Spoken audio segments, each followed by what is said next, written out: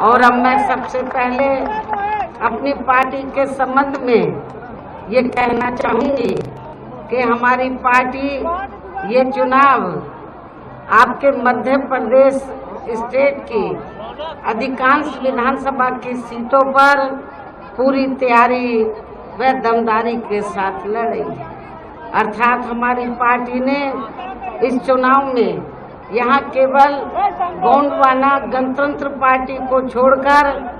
अन्य किसी भी पार्टी के साथ किसी भी प्रकार का कोई चुनावी समझौता आदि नहीं किया है। इसके साथ ही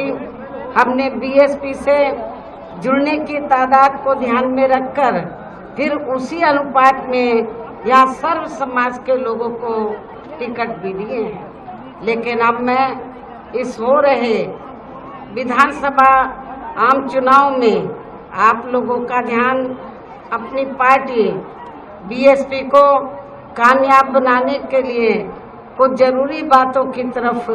दिलाना चाहती हूँ। और इस संबंध में सबसे पहले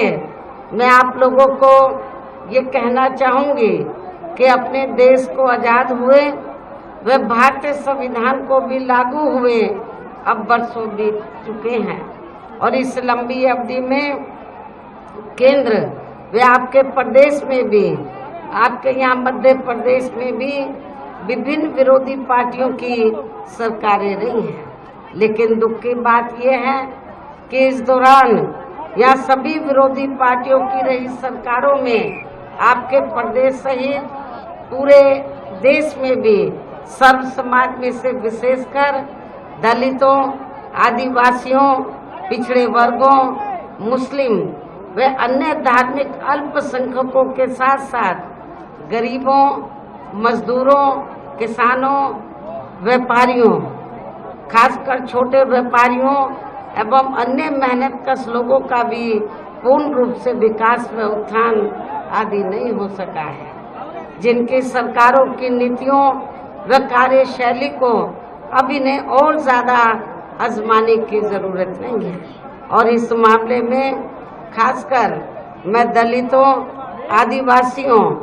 व अन्य पिछड़े वर्गों के लोगों को ये भी बताना जरूरी समझती हूँ कि इन्हें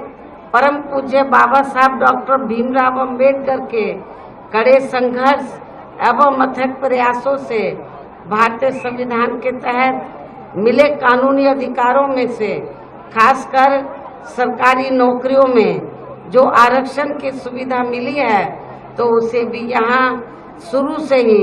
इन वर्गों के प्रति हीन व जातिवादी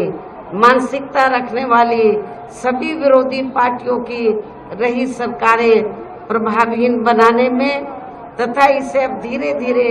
खत्म करने की भी पूरी कोशिश में लगी हुई है। यही मुख्य वजह है कि देश में आज़ादी के बाद व शुरू में केंद्र व अधिकांश राज्यों में भी काफ़ी लंबे समय तक सत्ता में आसीन रही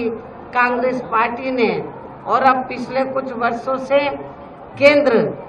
एवं काफ़ी राज्यों में भी बीजेपी व अन्य विरोधी पार्टियों की भी रही सरकारों ने इनका यह आरक्षण का कोटा अभी तक भी पूरा नहीं किया है। पदोन्नति में आरक्षण को तो इन्होंने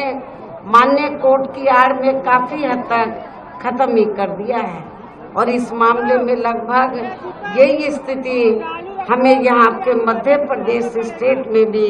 देखने के लिए मिल रही है। इसके साथ ही अब इन वर्गों के लोगों को प्राइवेट सेक्टर में आरक्षण दिए जाने की व्यवस्था किए बिना ही केंद्र व राज्यों में भी